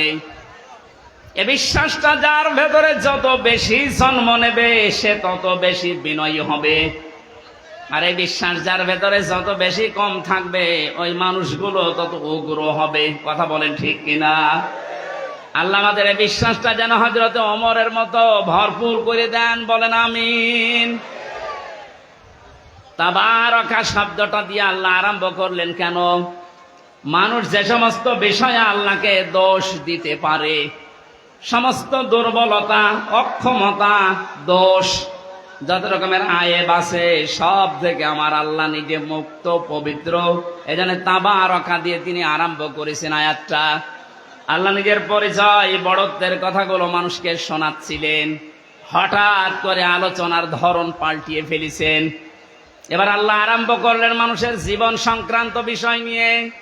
আল্লাযী খালাকাল মাউতা ওয়াল হায়াতা লিয়াবলুয়াকুম আইয়ুকুম আহসানু আমালা ওয়া হুয়াল আজিজুল গফুর।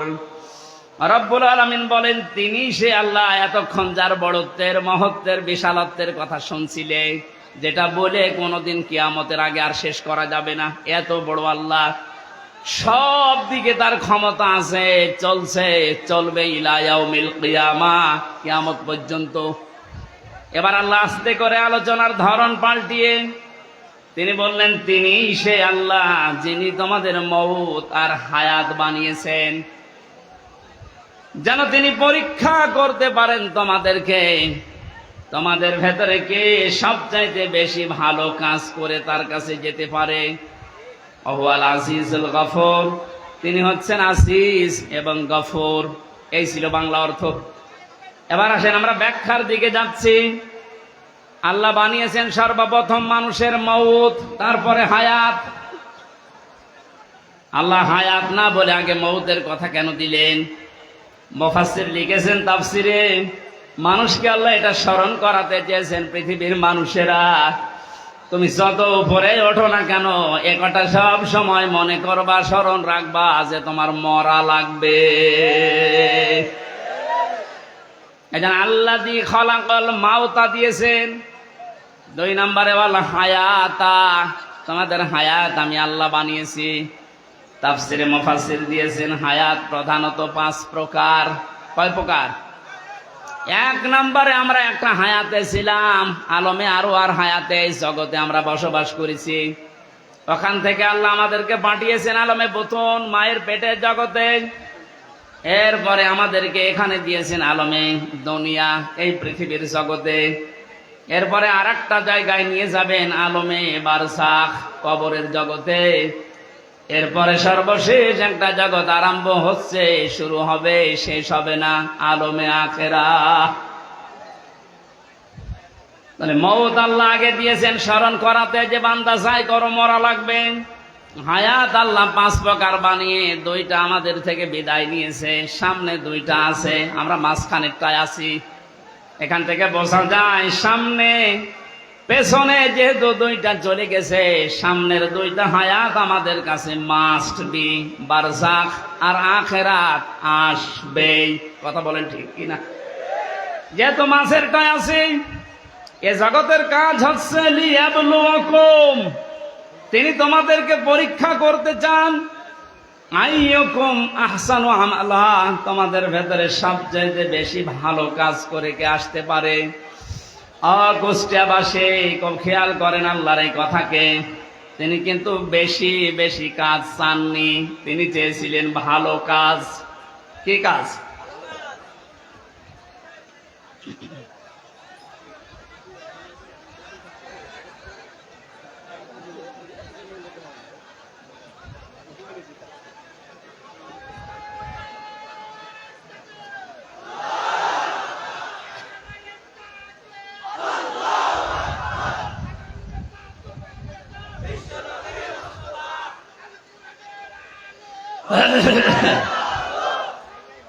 আলহামদুলিল্লাহ ভাই,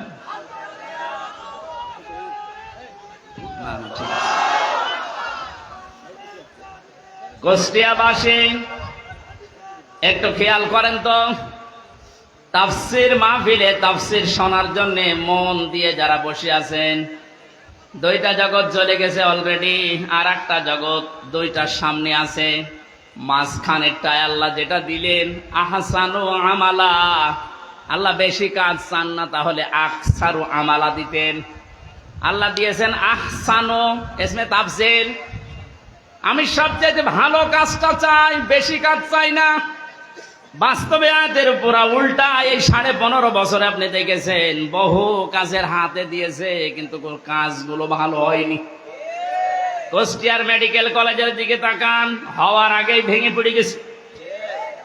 এটা বানিয়ে বললাম।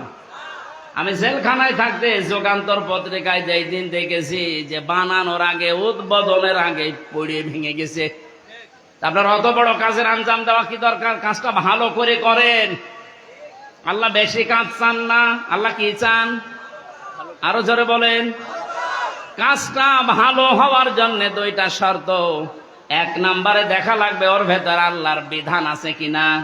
2 নম্বরে দেখতে হবে বিশ্ব নবীর জীবনে এরকম কাজ ছিল কিনা। এখন যদি বলেন নবীজির জীবনে হাসপাতাল বানানো ছিল, হ্যাঁ ছিল। বিশ্ব নবী মুহাম্মদুর রাসূলুল্লাহ মানবতার সেবায় যে কাজগুলো করেছিলেন ওই জামানায়, আপনি তার জীবনীতে দেখবেন। এই যে মিডিয়ার কথা এসেছে আজকে আসার সময় বলছিল, এই জন্য মনে পড়ছে আমি বলছি। অনেক মানুষ এখনো পর্যন্ত ফতোয়াবাজি করছে যে নবীজির যুগে যে মিডিয়া, এই টেলিভিশন, এই পর্দা ছিল না। এই প্রযুক্তি যারা ব্যবহার করছে এরা হারাম কাজে আছে। একটা ভ্রান্ত ধারণা এটা। আল্লাহর নবী মুহাম্মদুর রাসূলুল্লাহর জামানায় এই মিডিয়া ছিল, কিন্তু সিস্টেম এভাবে ছিল না। আপনি সিরাত ইবনে হিশাম দেখেন, সিরাত বিশ্বকোষ দেখেন, আর রাহিকুল মাখতুমের ভেতরে আছে ওই জামানার সর্বোচ্চ প্রজেক্টর ছিল, প্রযুক্তি ছিল লাল কাপড়। কেউ যদি বিপদে পড়তেন পাহাড়ের উপরে উঠে লাল কাপড় তিনি উড়িয়ে দিতেন। সব পাহাড়ের পাদদেশে এসে জিজ্ঞাসা করত কি হয়েছে। এই যে লাল কাপড় উড়িয়ে দেওয়া, এই প্রযুক্তি এটা কাফেরদের তৈরি করা, আবহমান কাল থেকে হয়ে আসছিল। আল্লাহর নবী লাল কাপড় একবার উড়িয়ে দিলেন, পাহাড়ের পাদদেশে এলাকার কুরাইশেরা সব এসে জড়ো হয়ে গেছে। ডাক দিয়ে বলে, ইয়া মুহাম্মদ, কোন বিপদ? নবীজি বললেন, হ্যাঁ বিপদ। এই পাহাড়ের পাদদেশে একদল সৈন্যবাহিনী আছে, এখনই তোমাদেরকে আক্রমণ করবে। তোমরা যদি সতর্ক না হও। সবাই এক বাক্যে জবাব দিচ্ছে, বলেন আমরা সতর্ক আছি, কি করা লাগবে আমাদের? তিনি তখন বিষয়টা উল্টিয়ে বললেন, আল্লাহর বান্দা বান্দিরা, আমি দেখতে পাচ্ছি আল্লাহর গজবের ফেরেশতারা এই পাহাড়ের পাদদেশে অবস্থান নিচ্ছে। তোমরা যদি আল্লাহর একত্ববাদ স্বীকার করে কালেমার স্বীকৃতি না দাও, এই মুহূর্তে তারা তোমাদের আক্রমণ করবে। কেউ কোনো কথা বলে নাই। নবীজির আপন চাচা আবু লাহাব, সামনে একটা পাথর ছিল, ওটা হাত দিয়ে তুলে নবীজির দিকে যখন নিক্ষেপ করেছিল, ওর মুখ দিয়ে বের হয়েছিল, তাব্বা আলাকা আলিহাদা জামাতানা, ইয়া মুহাম্মদ, হে মোহাম্মদ, তুই এই কথা বলার জন্য আমাদেরকে এক জায়গায় করলি, তুই ধ্বংস হয়ে যা। বলেন নাউজুবিল্লাহ। এই যে ঘটনাটা 2-1 মিনিটে বললাম, আমি কি শিক্ষা পেলাম এখান থেকে? এই যে লাল কাপড় উড়িয়ে দেওয়া, এটা কাফেরদের তৈরি প্রযুক্তি। কথা বলেন না কেন? নবীজি যে এটা ব্যবহার করেছিলাম ইসলাম প্রচার করার জন্য না ইসলাম ধ্বংস করার জন্য? আজ এই মিডিয়াগুলো যদি ইসলাম প্রচারের জন্য ব্যবহার করা হয় 100% জায়েজ। এটা যদি ইসলাম ধ্বংস করার জন্য ব্যবহার করা হয় এটা 100% হারাম। হ্যাঁ, এখানে একটা মাসলা আছে। পুরুষের জন্য যে সতরটা, এতটুকু আপনার জন্য এই টেলিভিশনে হোক, বাইরে হোক, পর্দায় হোক, জায়েজ আছে। ইমাম আবু হানিফা রহমতুল্লাহ আলাইহির মত অনুযায়ী একটা পুরুষের মুখমণ্ডল, হাতের কবজি, পায়ের পাতা, এতটুকু বাদ দিয়ে পুরা শরীর যদি ঢাকা রাখে, তাহলে একটা মহিলার সামনে আসলে আপনার গোনা নেই। আমি আবার বলছি মাসলাটা, একটা মেয়ে লোক যদি নিজের মুখমণ্ডল, হাতের কবজি, পায়ের পাতা খোলা রেখে চলাফেরা করে, দেখাশোনা করে, জায়েজ আছে, এর দিকে তাকানো জায়েজ আছে। কিন্তু এ যদি খাস পর্দা করতে চায়, হাত মোজা পা মোজা দিয়ে মুখ ঢেকে শুধু চোখ দুটো বের করে, এটা সর্বোত্তম। কিন্তু বাস্তবতায় যদিও কর্মজীবনে সে বাইরে যেতে চায়, হাতের কবজি, মুখমণ্ডল, পায়ের পাতা খোলা রেখে ও কাজ কারবার করতে পারবে। এটা যদি আপনি সামনে দেখুন যেমন জায়েজ আছে, এ পর্দায় দেখলেও সেরকম জায়েজ আছে। এবার আসেন পুরুষেরটা। আল্লাহর নবী জানিয়েছেন একটা পুরুষের সতর হচ্ছে মা নাভি থেকে শুরু করে হাঁটু পর্যন্ত। এটা যদি ঢাকা রাখে, বাকি শরীরে কাপড় চোপড় নেই, তার দিকে তাকানো জায়েজ আছে না নেই? 100% জায়েজ আছে, কারণ সতর ঢাকা আছে। আমরা যেটা নিয়ে এসেছিলাম, এই যে আহসানু আমালা, এই শব্দটার ব্যাখ্যা করতে গিয়ে আমি পেয়েছি আল্লাহ যেহেতু বেশি বেশি কাজ চাননি কোরআনে, ভালো কাজ চেয়েছেন। এখানটা একটা মাসলা আমি বের করেছি। পৃথিবীতে আমরা একটা বিষয় এখনো পর্যন্ত মনে হয় ক্লিয়ার না, মিজানের পাল্লা। শোনেননি নাম? মিজানের পাল্লা নাম শুনেছেন? এ জিনিস দিয়ে কি করে? আমল মাপে। কি মাপে? আরো জোরে বলেন। এখানে অধ্যাপক বসে আছে, অ্যাডভোকেট বসে আছে, আলেমরা বসে আছে। এই বিষয়টা ক্লিয়ার করব আজকে ইনশাআল্লাহ। কোরআনে কারিমে মাপার যন্ত্রের যে সমস্ত নাম আমরা পেয়েছি, ফাআম্মা মান সাকুলাত মাওয়াজিনুহু ফাহুয়া ফি ঈশাতির রাদিয়াহ ইলা আখির আয়াত। আল্লাহ পাক বলেন, কোন মানুষের সেকাল, ওজন, এটা মাপ দেওয়া হবে যেটা দিয়ে। এটা যদি ভারী হয়, ওজন যদি বেশি হয়, তাকে সন্তোষজনক জীবন, তার মানে জান্নাতে তাকে পৌঁছিয়ে দেওয়া হবে। আমাদের দেশ, বিশেষ করে আমি বহু দেশ থেকে এই তথ্যটা পাওয়ার চেষ্টা চালিয়েছি। বাংলাদেশ, ভারত, পাকিস্তান, এই 3টা দেশে একটু সমস্যাটা বেশি, এই যে মাপটা নিয়ে। আমরা মনে করি কিয়ামতের ময়দানে আল্লাহ মিজানের পাল্লায় আমাদেরকে ওজন দেবেন। আমাদের ওজনটা দেবেন কি বলেন তো? আমল। বলেন না কেন? আরো জোরে বলেন, আর একবার বলেন। আমল। আমল এটা আরবি শব্দ, বাংলা কাজ। আমল মানে কি? এ পর্যন্ত বুঝেছেন কিনা বলেন? আমল মানে কি? আরো জোরে বলেন। এবার আমার প্রশ্ন অধ্যাপক সাহেবের কাছে। পৃথিবীর প্রতিটি জিনিস পরিমাপ করার জন্য আলাদা আলাদা যন্ত্র আছে। আমি যদি বলি স্যার এই স্টেজটা একটু মেপে দেন, এটা দাড়ি পাল্লায় তুলে দেবে। কি দিয়ে মাপবে? ফিতা দিয়ে। বলেন বলেন। যদি এখন বলি যে 1 কেজি চাল মেপে দেন, ওটা ফিতা দিয়ে মাপবে? কি দিয়ে? বলেন। এই যে এখানে পানি আছে, এই পানি যদি ওনারে মাপতে দেয়, উনি ফিতা দিয়ে মাপবে? এটার জন্য লিটার আছে, সিসি আছে। কথা বলেন না কেন? দুনিয়ায় যত জিনিস দেখবেন, প্রতিটি জিনিস পরিমাপ করার জন্য আলাদা আলাদা যন্ত্র আছে। আপনি যে এতক্ষণ বলছেন যে কিয়ামতে আল্লাহ মাপবে, আমল কি মাপবে? আমল মানে বলেন, কাজ মাপতে হয় দাড়ি পাল্লা দিয়ে, যে 5 কেজি কাজ। বলেন, আপনি বলেন। এই ধারণাটা আজ নিরসন করা লাগবে। ভুল ধারণায় আছি আমরা। এটা যদি আমার মনে হয় ক্লিয়ার হয়, অনেক বিষয় আপনার সামনে আজ স্পষ্ট হবে যে না, এগুলো আসলে ভ্রান্ত ধারণায় ছিলাম। আল্লাহ পাক বলেন, আমি আমলের মাপ দেব কিয়ামতে মিজানের পাল্লা দিয়ে। কিসের পাল্লায়? মিজান মানে না, আপনি কোন অভিধানে পাবেন না মিজান মানে দাড়ি পাল্লা। মিজান মানে মানদণ্ড। মিজান মানে কি? আমাদের হাইকোর্টের সামনে দেখবেন একটা দাড়ি পাল্লা টাঙানো আছে।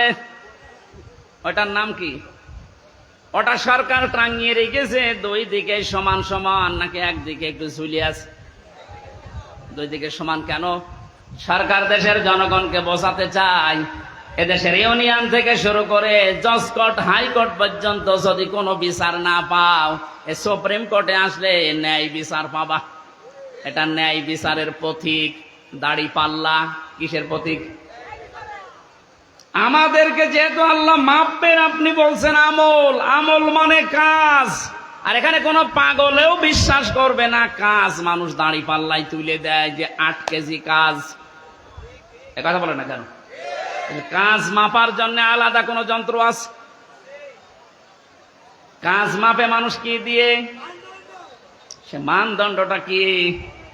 সিসি দিয়ে মাপে না, লিটার দিয়ে মাপে না, ফিতা দিয়ে মাপে না, গজ দিয়ে মাপে না, কেজি দিয়ে মাপে না।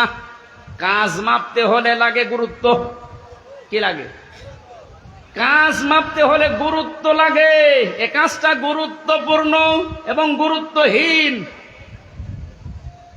যতগুলো ইবাদত আল্লাহ দিয়েছেন, 550-র উপরে ইবাদত আমি পেয়েছি। প্রতিটি ইবাদতের ভেতরে কিছু গুরুত্বপূর্ণ জিনিস আছে, আর কিছু ইবাদতে গুরুত্বহীন জিনিস আছে। এই যে আজকের এই প্যান্ডেলটা, এটার গুরুত্বপূর্ণ বিষয় হচ্ছে খুঁটি আরে সামিয়ানা। কথা বলছেন না কেন? এখানে গুরুত্বহীন অনেক জিনিস আছে। এই যে এইটা, এই টেবিল, এই লাইট, এই যে ফুল ফুল ঝুলছে, এই ক্যামেরা, এগুলো না হলে কেউ স্টেজ বলবে না, বলবে না? কিন্তু খুঁটি আর সামিয়ানা না থাকলে স্টেজ বলবে। তাহলে এখানে 2টা গুরুত্বপূর্ণ জিনিস পেয়েছি, আর গুরুত্বহীন জিনিস আরো 7-8টা পেয়েছি। কথা বলেন ঠিক কিনা? আল্লাহ পাক কোরআনে কারিমে যেগুলো গুরুত্বপূর্ণ দিয়েছেন, ওইগুলোর একটাও যদি আপনি না মানেন, বিশ্বাস না করেন, গুরুত্বহীন যত কাজ করেছেন ওগুলো যদি দুনিয়া ভর্তি করা হয়, দাড়ি পাল্লা, মানদণ্ড, গুরুত্ব যাই ওজন করেন, সব শূন্য, জিরো হবে। এবার উদাহরণ একটা একটা করে সেট করছি, দেখ মেলে কিনা। আমরা যারা নামাজ পড়ে আসলাম, এশার নামাজের ভেতরে বাইরে মিলে ফরজ ছিল কয়টা? আরো জোরে। 13টা ফরজের 12টা ফরজ অধ্যাপক শহীদুল ইসলাম আদায় করেছে, একটা আদায় করেনি। ওনার নামাজের সওয়াব হবে 12টা। কয়টা হবে? কিচ্ছু হবে। 13টা ফরজের যদি একটা বাদ দিয়েছে, উনি যদি বলেন না আমি তো 12টা আদায় করেছি, অন্তত 12টা সওয়াব দেন, হবে? কি হবে? 0, শূন্য, কিচ্ছু হবে না। এটা যেমন মেনে নিলেন যে হ্যাঁ এটা ঠিক আছে, আপনার বাস্তবতার সাথে কিন্তু এটা মিলছে না। না, আমি 12টা আদায় করলাম, একটা করি নাই, আমার 12টা সওয়াব দেন। আপনি এখানে জোর করতে পারবেন আল্লাহর সাথে? বলেন। কারণ গুরুত্বপূর্ণ জিনিস, এ খুঁটি না থাকলেও এটা স্টেজ না, এ সামিয়ানা না থাকলেও স্টেজ না। হ্যাঁ, ওয়াজিব আছে, যেটা যদি কেউ ভুল করে 1-2টা, তাহলে তারা জরিমানা দেওয়া লাগে, সসেজদা দেওয়া লাগে, এটা দিলে আবার পূর্ণ হয়ে যায়।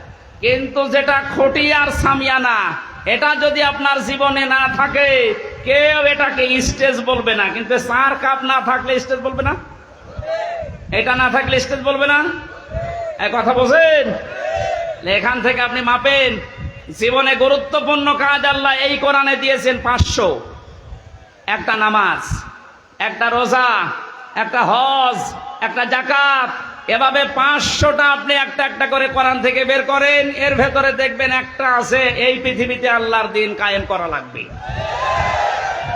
নামাজ পড়া যদি আপনার কাছে রাজনীতি মনে না হয়, রোজা রাখা যদি রাজনীতি মনে না হয়, দিন কায়েমের কথা যারা বলে এটা রাজনীতি যদি মনে হয়, আপনার একটা খুঁটি বাদ চলে গেছে। যান, আপনি এবার মাপ দেন তো দেখি, আপনি কয়টা সওয়াব পান?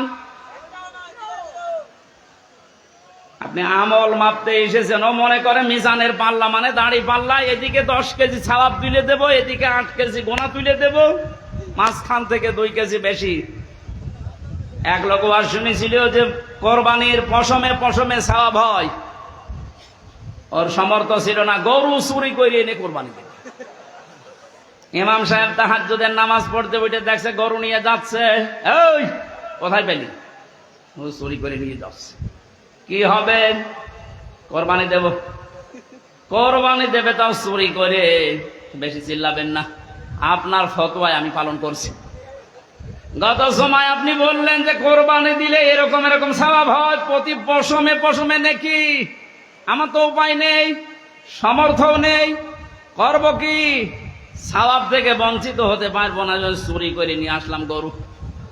কালকে সকালে কোরবানি জবাই করব।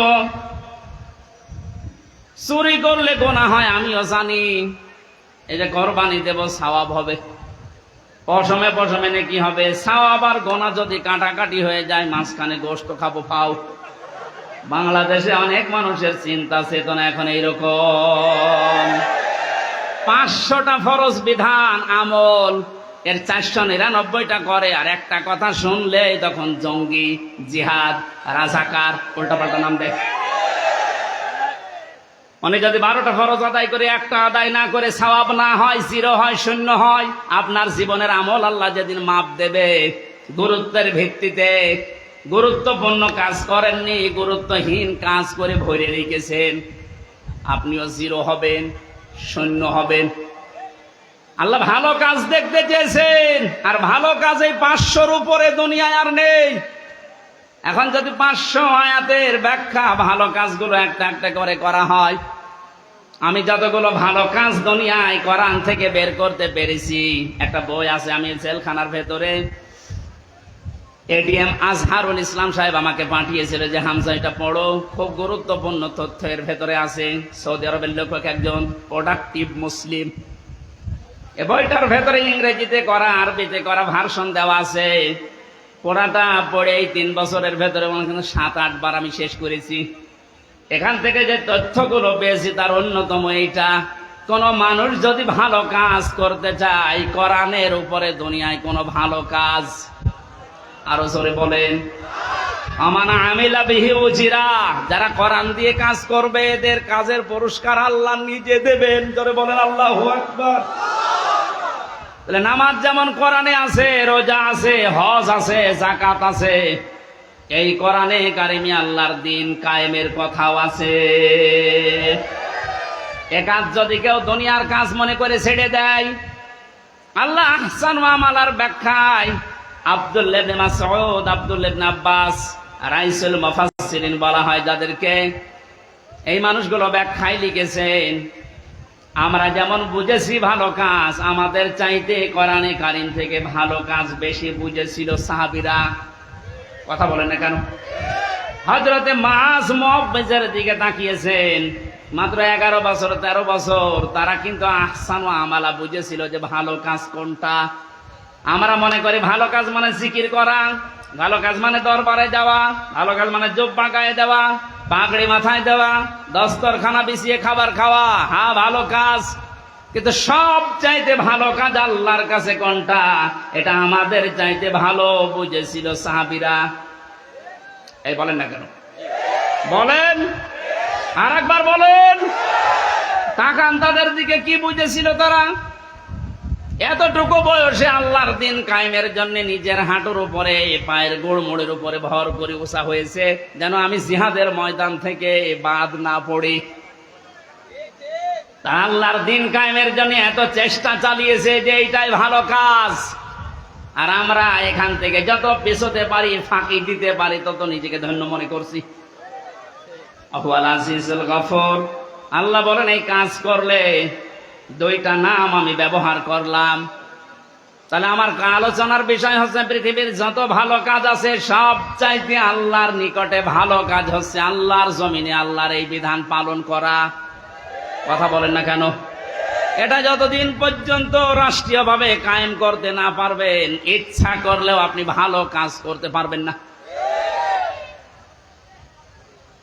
এ কাজ করতে গিয়ে যদি ভুল ত্রুটি হয়ে যায়, কোন দোষ ত্রুটি হয়ে যায়, আল্লাহ বলেন আমি আজিজুল গফুর, আমি তোর জন্য গফুর হয়ে দেখা দেব, অপরাধগুলো মাফ করে দেব।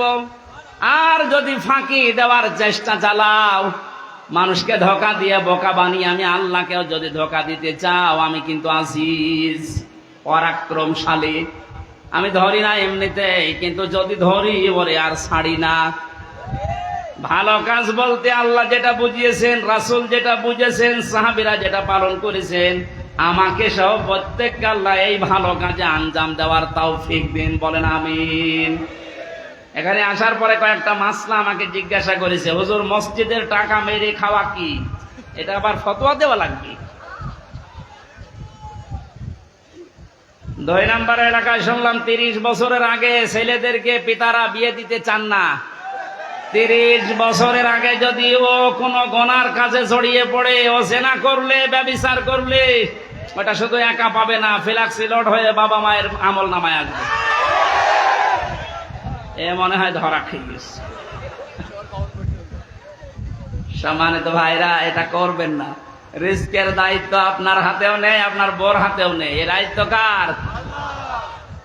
আর গাড়ে সোয়াল তুলে দেন, দেখবেন রিস্কের ব্যবস্থা এমনি অটোমেটিক আল্লাহ করবে ইনশাআল্লাহ। এ ভরসা আল্লাহর উপরে আমাদের আছে না? এরকম গনার কাজে জড়াবেন না। বিয়েকে সহজ করে দেন, জেনাকে কঠিন করেন। এই কথা বলছেন না কেন? আল্লাহ আমাদেরকে, আমি প্রচন্ড গরমে ভেতরে ঘেমে শোধ চলছে, আমার গলাও ব্যথা করছে, আর ঘন্টা পার হয়ে গেছে, আমি আর কথা বলতে চাচ্ছি না। আগামীতে কোন জায়গায় আসলে একটু আগে তুলে দেবেন, আর শীতের সময় মাহফিল নেবেন, গরমের সময় আর নিয়েন না। আল্লাহুম্মা আমিন। লা ইলাহা ইল্লা আনতা সুবহানাকা ইন্নী কুনতু মিনাজ জালিমিন। ও মাবুদ, আমার প্রাণ প্রিয় জেলা কুষ্টিয়া ভেড়ামারা থানার অন্তর্গত ষোলদা ঘাটপাড়া যুব সমাজের উদ্যোগে কোরআনে কারিমের এই অনুষ্ঠানে হাজার হাজার মানুষ আমরা হাজির হয়েছি কোরআন শোনার জন্য। এত ব্যস্ত যারা, এ মানুষগুলোকে কোরআনের হেদায়েত দিয়ে দাও। যত যুবকেরা মাহফিলের জন্য এই 9 দিনের ভেতরে শ্রম দিয়ে এটা খাড়া করেছে, দাঁড় করিয়েছে, এ মায়েদেরকে, যে মা এই সন্তানদেরকে পেটে নিয়েছে, ওই মায়ের পেট খাদিজার মতো বানিয়ে দাও। মা বোনদেরকে তুমি খাদিজার মতো জীবন দান করো, রোগ শোক থেকে তাদেরকে বাঁচাও। এ মাহফিলের সম্মানিত সভাপতি তৌহিদুল ইসলাম, আল্লাহ তাআলা তোমার তৌহিদ নামের কারণে তাকে মাফ করে দাও, তার বাবা মাকে ক্ষমা করো, তার জীবনটা তুমি মেহেরবানি করে কবুল করে নাও। এ মাহফিলের প্রধান অতিথি আমাদের জাতীয় সংসদ সদস্য, সাবেক বাংলার কৃতি সন্তান, বীর মুক্তিযোদ্ধা